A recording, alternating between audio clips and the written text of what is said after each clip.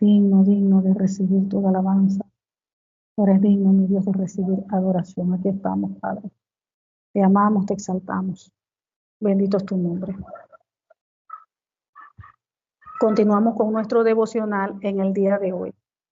Hoy nos toca el capítulo 23 del libro de Éxodo. Capítulo 23 del libro de Éxodo. Padre, leemos tu palabra en el nombre del Señor Jesús. Versículo 1 dice: no admitirás falso rumor, no te concertarás con el impío para ser testigo falso. Allí nos está diciendo que no debemos hablar rumores falsos sobre una situación o sobre alguien. Que nosotros no debemos tener cómplices con gente que estén haciendo el mal. Que nosotros no debemos jurar. O sea, haciéndonos partícipes, haciendo testigos falsos de algo que no ocurrió. Nosotros como cristianos y cristianas debemos de cuidarnos de eso. De no ser testigos falsos ante una situación, ante un problema, algo que se presente. Porque nosotros no podemos mentir. Y menos culpar a alguien inocente. Pasarlo como culpable. Eso es injusticia. Eso es injusticia. Y el Señor nos llama a andar nosotros en justicia, en integridad. Los hombres y mujeres de Dios deben ser hombres y mujeres íntegros que caminan, que operan en justicia, no en injusticia. Entonces nosotros no podemos ser testigos falsos ante un problema, ante una situación. Hacer testigos falsos por salvar, por ayudar a un amigo, por ayudar a alguien de mi familia. No porque son mis hijos, porque son mis primos, porque es mi mejor amigo. Yo no puedo hacer eso porque estoy ofendiendo a Dios, a mi Padre, el Todopoderoso. Eso ofende a Dios porque eso es pecado. Eso es pecado, ser testigo, testificar en contra de alguien falsamente. Eso es pecado. Nosotros tenemos que andar en integridad y operar en justicia, porque nuestro Dios es un Dios justo y nosotros también tenemos que caminar en justicia. 2. No seguirás a los muchos para hacer mal, ni responderás en litigio, inclinándote a los más para hacer agravio. Aquí está diciendo que no nos dejemos llevar por la gente que hace maldad.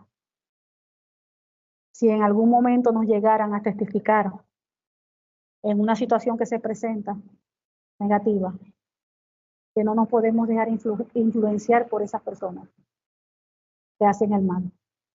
¿Para qué? Para que nosotros no operemos en justicia. O sea, que no nos dejemos presionar por la gente que nos rodea en querer que uno haga o que uno hable lo que ellos quieren. Y nosotros vemos que vamos a quebrantar, vamos a ofender a Dios, la palabra. Yo no puedo mentir. Así me lo estén pidiendo mi propia familia, así me lo estén pidiendo mis propios amigos. No puedo. Porque mi mirada está en Jesús y yo tengo que ver y velar de en todo obrar en justicia, en todo yo tengo que ser íntegra. Lo siento, lo lamento mucho, pero yo no puedo. Yo tengo que hablar la verdad. La verdad por encima. 3. Ni al pobre distinguirás en su causa. Aquí nos está diciendo que nosotros no podemos inclinarnos o darle preferencia en algún testimonio a favor de una persona de repente porque es pobre. Ay, porque es pobre, yo me voy a inclinar a favor de ellos. Nosotros tenemos que operar en justicia. Si la persona no es pobre y esa persona que no es pobre hizo lo correcto y está la otra persona que es pobre, yo no puedo inclinarme a favor del que es pobre nada más porque es pobre, porque eso no es justicia.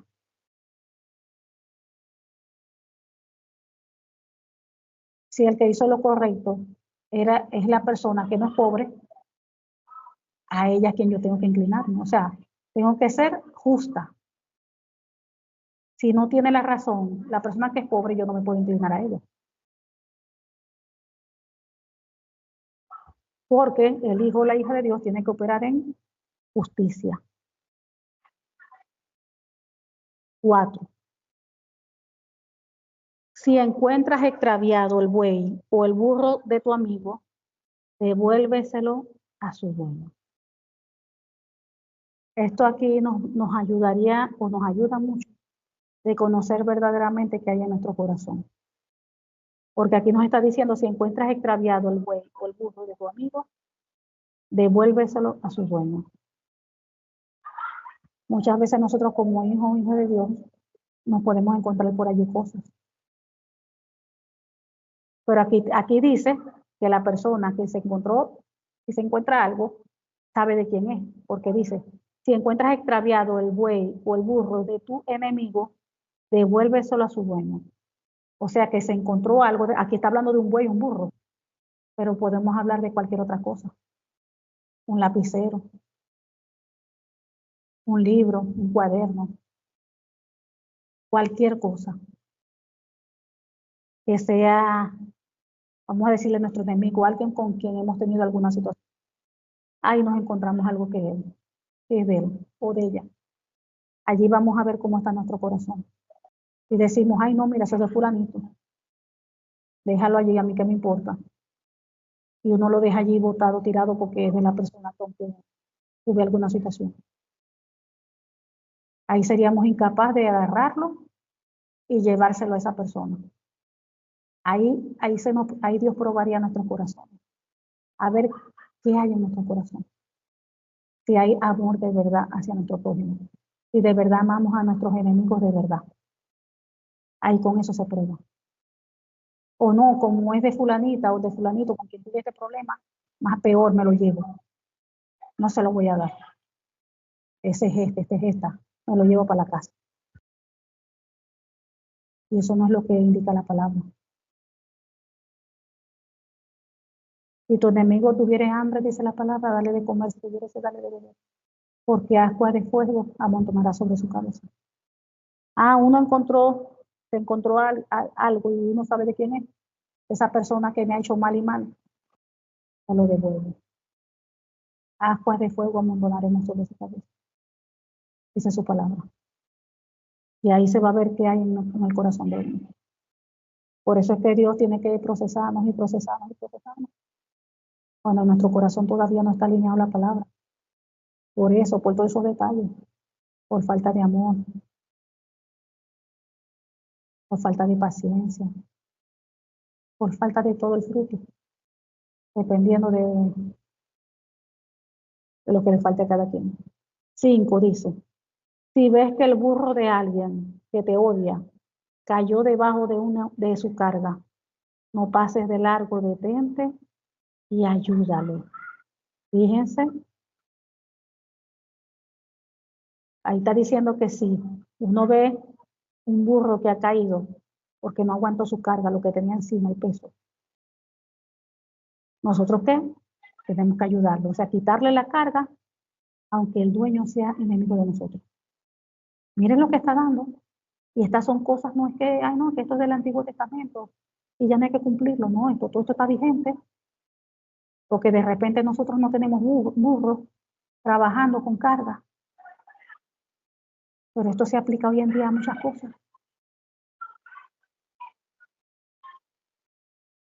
Esto se aplica hoy en día a muchas cosas. Si vemos supuestamente a nuestro enemigo, que uno sabe que no tiene nada que comer hoy, y no tiene nada. ¿Cuál es el deber ser? Aparecérmela ya con un plato y si no tome, o tome una pasta, o tome un arroz, algo. Si tu enemigo tuviera hambre, dale de comer. Y si tuviera sed, dale de beber, dice la palabra. No es la actitud de que, mira, ahí las está pagando. Mira cómo Dios se las está cobrando. Mira, que se muera de hambre. Es peor que no tenga ni para beber agua. Eso se ve en el pueblo de Dios. Porque aunque vivan en la iglesia metida todos los días, todavía el corazón no está transformado. Todavía en esas áreas no está alineada la palabra. Y la Biblia nos enseña a amar a nuestros enemigos, bendecirlos y no hablar mal. Bendecir y no maldigáis, dice la palabra. Bendecir es hablar bien conforme a la Biblia. Y maldecir es hablar al contrario a lo que dice la palabra del Señor.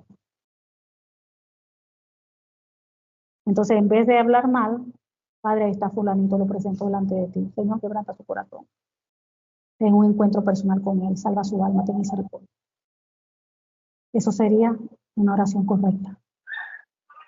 Orando conforme a la palabra del Señor, tu salvación por la persona, para que haya un arrepentimiento en el genuino, para que se quebrante su corazón de piedra.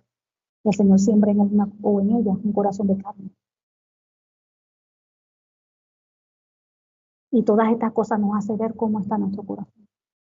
Cómo está nuestro corazón. Dice el 5, si ves que el burro de alguien que te odia cayó debajo de su carga, no pases de largo, detente y ayúdalo. Así te haya hecho todo el mal. Así te haya hecho todo el mal. Está pasando hambre, ahí está, se le lleva una bolsita de comida. Dice la Biblia que ascuas de fuego amontonará sobre su cabeza. Cuando esa persona vea que no llega con una bolsa de comida. Jamás ni nunca se esperaba eso. 6. Ante una demanda judicial, no le negarás la justicia al pobre. O sea que si tenemos que resolver alguna situación que sea legal, que no seamos injustos con los pobres. Vemos que la injusticia no viene de Dios, porque Dios es un Dios justo. Y siempre nosotros tenemos que hacer todas las cosas correctas, en integridad. Sin inclinarnos a esto, no, porque me inclino a este porque es mi familia. No, me inclino a aquel porque es mi vecino. Me inclino a este porque es mi mejor amiga. No, yo tengo que obrar en justicia, en rectitud, ser imparcial, siempre haciendo lo correcto. Porque nosotros tenemos que velar siempre por hacer las cosas que a nuestro Dios le agrada, no al hombre,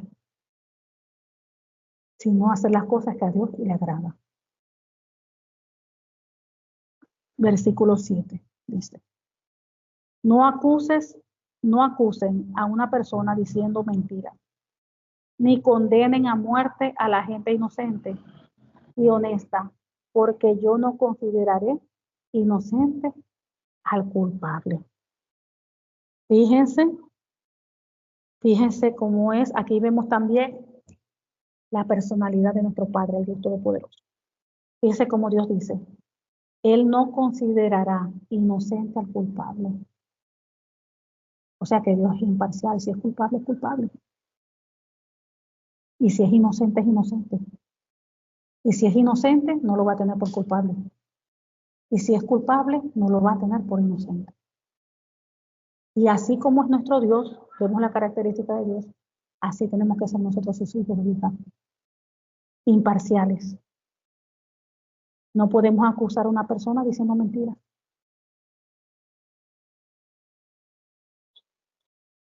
Ni condenar a muerte a un inocente y honesto.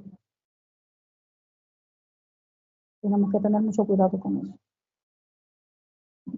¿Cuántas personas hoy en día no están en la cárcel y de verdad son inocentes? Solo porque alguien les acusó y les dijo que fue él hizo eso, yo lo vi y era mentira.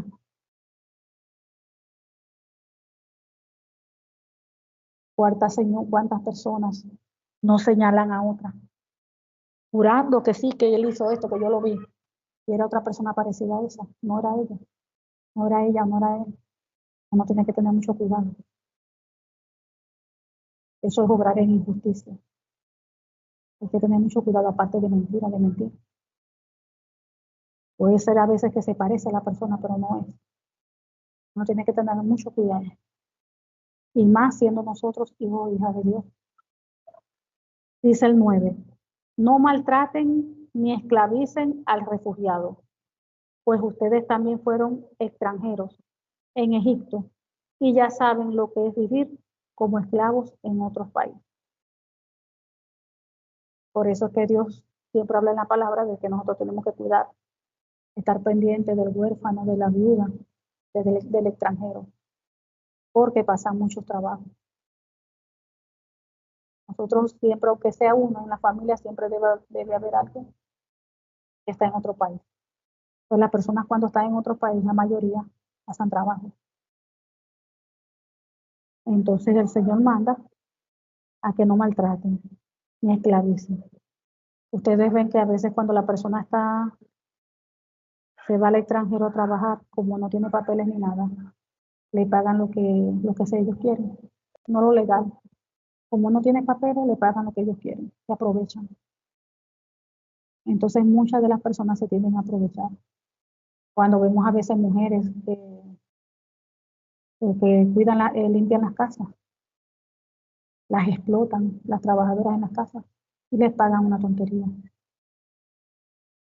Se tiende mucho a aprovecharse del extranjero. Y más todavía cuando están así, que no tienen papeles ni nada documentados. Uno tiene que obrar en misericordia, en justicia. Y eso se ve mucho también en la iglesia de Cristo. Yo he visto mucho eso. Supuestamente mujeres cristianas. Y explotan a las mujeres que trabajan en su casa, explotan. Y cuando le van a pagar, le pagan lo que ellos quieren. No lo justo. Porque si tan solo los pusieran a trabajar, como vulgarmente se le dice, como una burra, pero que se le pague lo justo por todo ese trabajo, está bien. Pero no, las ponen a trabajar como una burra y después le pagan una tontería. Nada le pagan. Y eso es pecado delante de Dios. Eso es pecado. Nosotras, el pueblo de la iglesia de Cristo, tiene que aprender. Tiene que aprender que uno no puede aprovecharse del prójimo, del hermano. El engaño, la mentira, todo eso es pecado. Todo eso es pecado. 10. Dice leyes sobre el descanso. Perdón, dice 10. No. Ajá, dice 10. 6 años sembrarás tu tierra. 6 años sembrarás tu tierra y recogerás su cosecha. Mas el séptimo año la dejarás libre para que coman los pobres de tu pueblo. Y de lo que quedare comerán las bestias del campo. Así harás con tu viña y con tu olivar. 6 días trabajarás y al séptimo día reposarás, para que descanse tu buey y tu asno, y tome refrigerio el hijo de tu sierva y el extranjero. Fíjense que eso está vigente. Cuando Dios creó los cielos y la tierra, dice la palabra del Señor que el séptimo día Dios descansó. Imagínense eso. Estamos hablando de Dios, el poderoso, el que creó los cielos, la tierra y todas las cosas que en ella hay. Estamos hablando que trabajó 6 días y el último día descansó, dice la palabra del Señor. El todopoderoso descansó. El fuerte, el temible. Imagínense nosotros que somos seres humanos.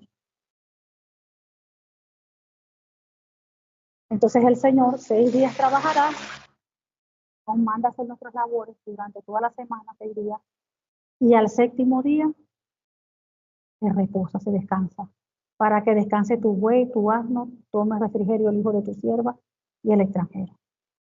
Como seres humanos nosotros debemos descansar. No todo es trabajo. Fíjense que cuando uno quebranta la palabra, ¿no? Porque el Señor nos está mandando a descansar un día. Hay trabajos que de repente no se lo dan el último día de la semana, pero se lo dan entre semanas. Entonces, ¿qué sucede con esto? Vamos aquí a pararnos un momentito. Vamos a hablar de lo que es el cristiano, la iglesia de Cristo, porque eso es nuestro enfoque. No todo es trabajo, no todo es la obra. O sea, claro que la obra es lo principal y servir al Señor, pero uno tiene que tener un equilibrio. Yo no puedo estar los 7 días de la semana metida a la iglesia y trabajando y no dedicarle un espacio para pasar en familia, con el esposo, la esposa, los hijos, para compartir, disfrutar. De repente, hay países, aunque normalmente los países, no en el calendario hebreo, judío, pero normalmente los domingos, que es el último día, que siempre dan libre en los trabajos. Hay trabajos que dan sábado, domingo, o sábado mediodía, el domingo libre. Si solamente tienen el domingo libre, uno va a reunirse como familia en la congregación para alabar y exaltar el nombre de Cristo. Pero después de allí, uno siempre debe planificar algo con la familia. El pasear, irse a un mall, disfrutar en familia, visitar a otra familia, el compartir, porque no todo es trabajo y no todo es, o sea, todo el extremo es malo, para que no me vayan a malinterpretar, para que no caigan nadie que querer malinterpretar. Todos los extremos es malo. El dejar yo la obra por estar puro con la familia es el extremo, malo. Pero el dedicarme a la obra completamente los 7 días de la semana y dejar a un lado a la familia también es malo. Porque siempre debe haber un equilibrio. Nuestro primer ministerio es la familia.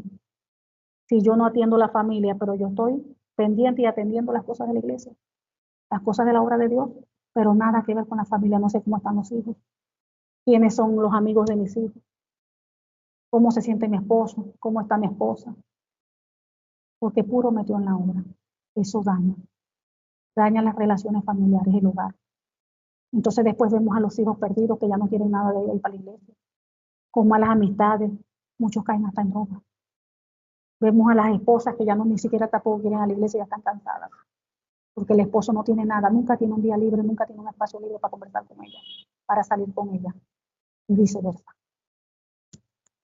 La mujer puro metió en la iglesia, o si es el hombre, puro metió en la iglesia. Hermana, yo he visto muchos esos casos. Entonces piensan que como están trabajando en la obra, están haciendo la voluntad de Dios y todo está perfecto.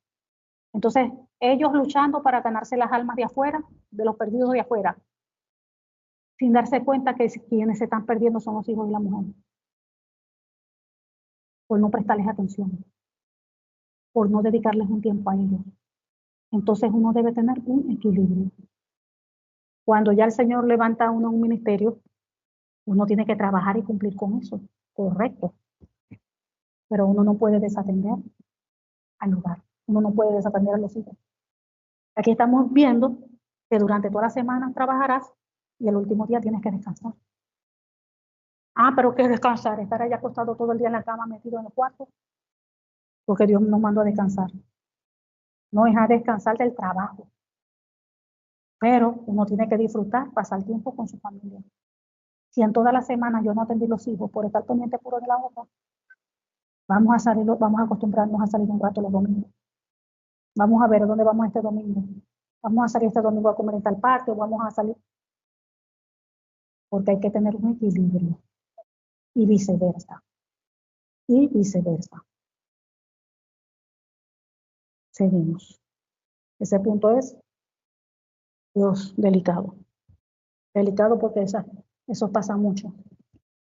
Esas situaciones pasan mucho entre pastores, el esposo y la esposa. Son situaciones que pasan muy continuas, muy común en la iglesia de Cristo. porque el esposo no sabe tener un control,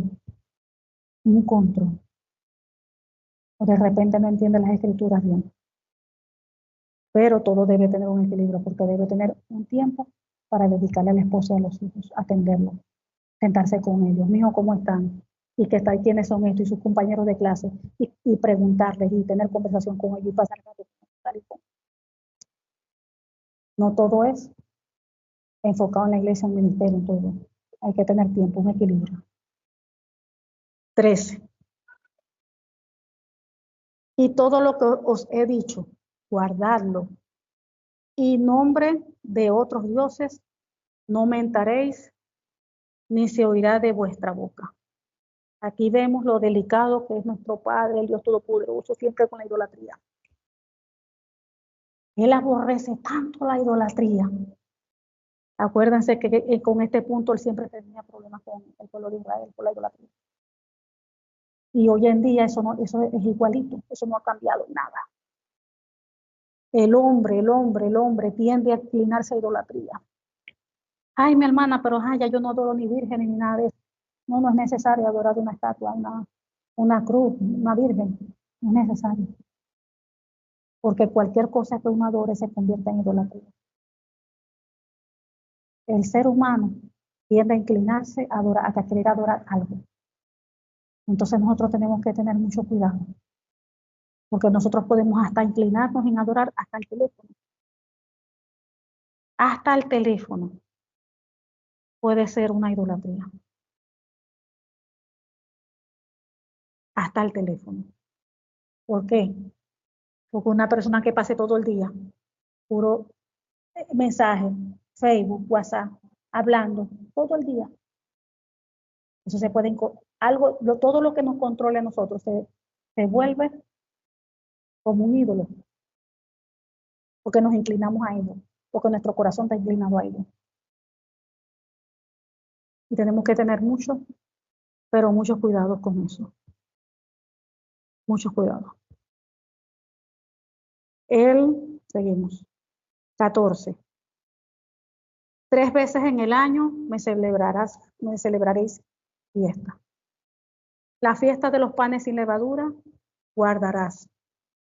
7 días comerás los panes sin levadura, como yo te mandé, en el tiempo del mes de Abib, porque en él saliste de Egipto, y ninguno se presentará delante de mí con las manos vacías. Aquí el mes de Abib, ya nosotros hemos hablado bastante tiempo de esto. Es el inicio del mes.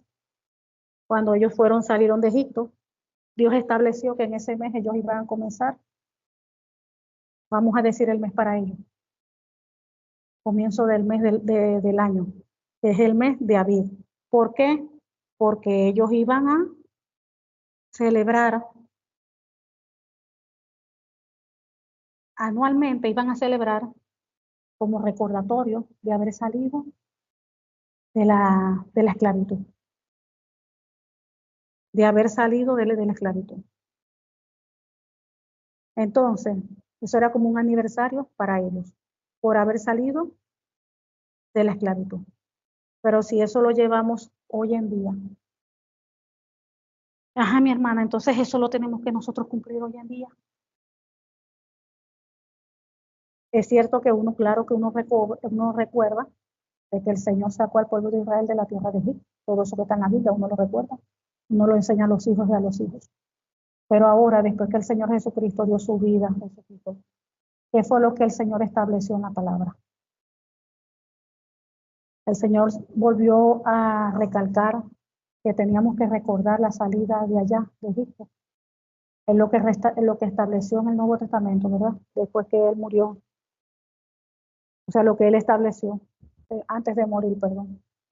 Lo que Él estableció fue la Santa Cena. Que íbamos nosotros a recordar lo de la Santa Cena. Que hiciéramos eso en memoria de Él. En recordar la obra redentora que Él hizo en la cruz del Calvario al dar su vida. Lo íbamos nosotros a recordar a través de la Santa Cena. Esto fue un antes de lo que el Señor hizo en la cruz. Y ahora que estamos bajo la gracia, el Señor mandó a recordar eso, que hiciéramos eso en memoria de Él. Entonces, cuando uno toma la Santa Cena, es como un acto simbólico del pan. Recordamos fue que fue su cuerpo, que entregó su cuerpo. Y cuando tomamos el vino, recordamos que fue su sangre derramada. Es como un acto simbólico cuando hacemos eso. Entonces, eso es lo que nosotros hoy en día practicamos y debería de practicar todo la iglesia de Cristo. Los que creen que Jesucristo ya vino y que resucitó. Porque recuerden que hay muchos todavía que no aceptaron la venida del Señor cuando vino ya. Cuando vino en aquel momento, que murió en la cruz del Calvario, no lo aceptaron. Entonces ellos son los que practican todavía, o sea, están bajo la ley, todavía practican eso. Pero nosotros sí creemos que Jesucristo vino, murió y resucitó. Y ahora lo recordamos haciendo ese acto simbólico, lo de la Santa Cena. La Santa Cena es lo que nosotros, Él dejó establecido, el Señor Jesucristo. Dice 16, también la fiesta de siega, los primeros frutos de tus labores que hubieres sembrado en el campo, y la fiesta de la cosecha de la salida del año, cuando hayas recogido los frutos de tus labores del campo. 3 veces en el año se presentará todo varón delante de Jehová.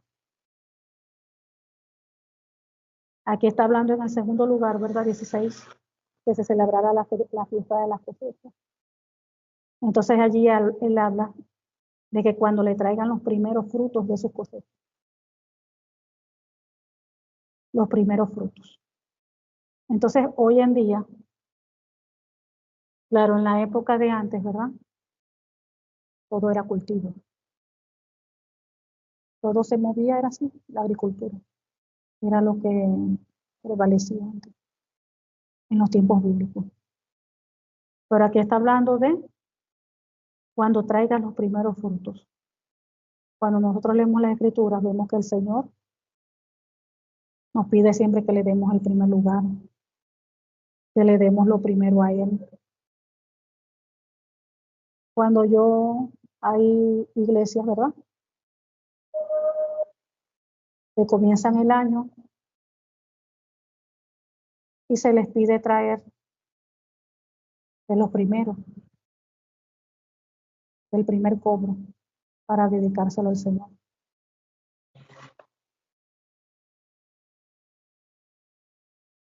Hay personas de repente comienzo a trabajar y parte de mi sueldo se lo dedico al Señor, se lo entrego a Él. Aunque todo lo que nosotros tenemos es de Él, todo. Pero hay personas que hacen eso, que le dan parte al Señor en gratitud.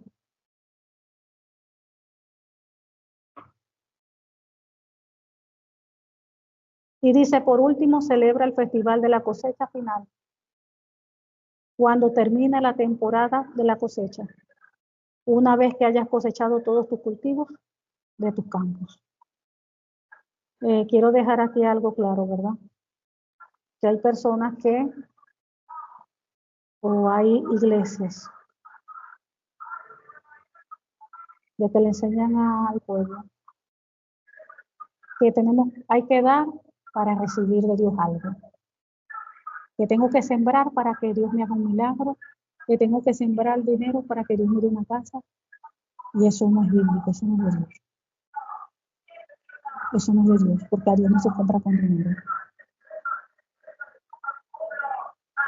A Dios no se compra por dinero. Nosotros, si nos vamos a la palabra del Señor,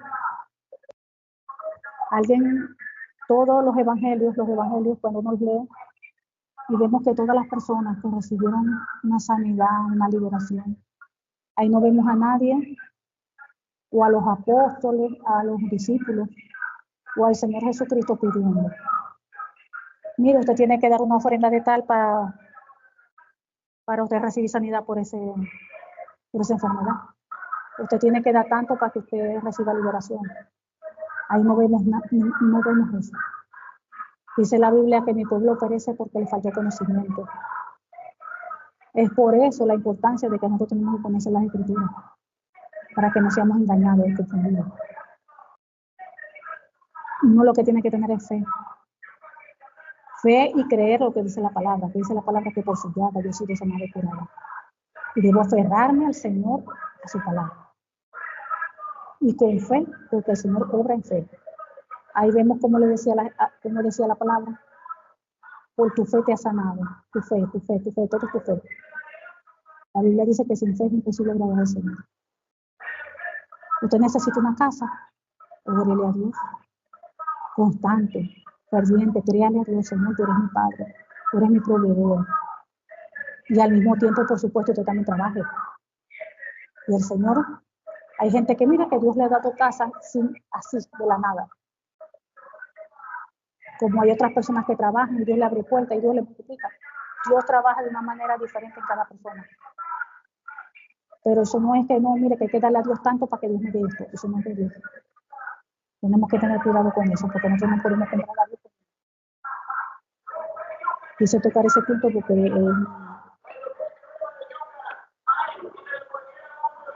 dice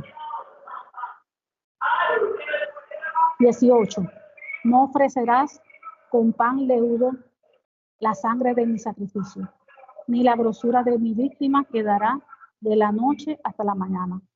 Las primicias de los primeros frutos de tu tierra traerás a casa de Jehová tu Dios. No guisarás el cabrito en la leche de tu madre. Bueno, aquí está lo que estábamos comentando.